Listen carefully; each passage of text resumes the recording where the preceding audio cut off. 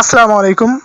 সকলকে স্বাগত জানাচ্ছি ইংলিশ মেডিসিন অনলাইন প্ল্যাটফর্মের পক্ষ থেকে। সাথে আছি আমি ইংলিশ মেডিসিন।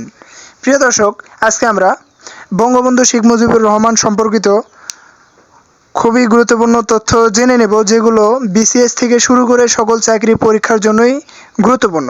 চলুন শুরু করি। বঙ্গবন্ধু শেখ মুজিবুর রহমান জন্ম 17 মার্চ 1920 সালে। পিতা শেখ লুৎফর রহমান, অর্থাৎ বঙ্গবন্ধুর পিতার নাম শেখ লুৎফর রহমান। বঙ্গবন্ধুর মাতার নাম সায়রা খাতুন এবং বঙ্গবন্ধুর ওয়াইফের নাম ফজিলাতুন নেসা।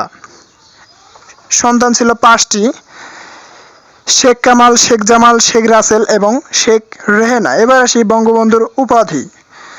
বঙ্গবন্ধুকে বঙ্গবন্ধু উপাধি দেন তোফায়েল আহমেদ, এবং তোফায়েল আহমেদ এই উপাধিটা দেন সোহরাওয়ার্দী উদ্যানে। এবং বঙ্গবন্ধুকে জাতীয় জনক উপাধি দেন আসম আব্দুর রউফ। একই সাথে বাংলাদেশের প্রথম বিচারপতি আসম আব্দুর রউফ।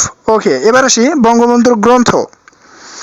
বঙ্গবন্ধুর গ্রন্থের নাম হলো অসমাপ্ত আত্মজীবনী। অসমাপ্ত আত্মজীবনী প্রকাশিত হয় 2012 সালে এবং অসমাপ্ত আত্মজীবনীর ইংরেজি অনুবাদক হলেন ফখরুল আলম। এবার আসি বঙ্গবন্ধুর পদক। বঙ্গবন্ধু শান্তিতে জুলিয়া গড়ি পদক লাভ করেন 23 মে 1973 সাল, এবং বঙ্গবন্ধুকে রাজনীতির কবি বলে আখ্যায়িত করেন নোবেল জেমিনস্ক।